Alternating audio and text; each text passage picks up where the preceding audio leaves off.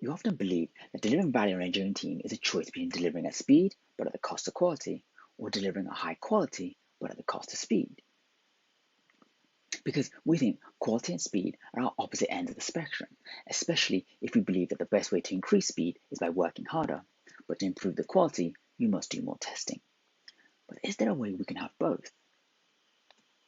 What if there was a way to deliver value that allowed you to deliver at speed and simultaneously improve the quality of the product? How? By not working harder, but smarter, by focusing on your capability to do the work. My name is Gosai, and I'm a principal tester working in the software industry for the last 20 years. And I'm focused on creating a culture of quality, but not one that focuses on inspecting for quality at the end of the development process, but one that builds quality in at every level that we work. From the products that we build, into the processes that we use to build those products, and into the very interaction between the people that use the processes to build the products.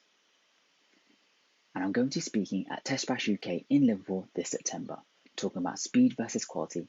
Can we have both? This year, though, things are going to be a little different, as I'll also be delivering a 99-minute workshop on the 5 behaviours of team working that will help you use the behaviours to achieve both speed and quality in your engineering teams. Not only am I doing a track talk and a workshop this year, but also a yet to be announced mystery activity and an Ask Me Anything session.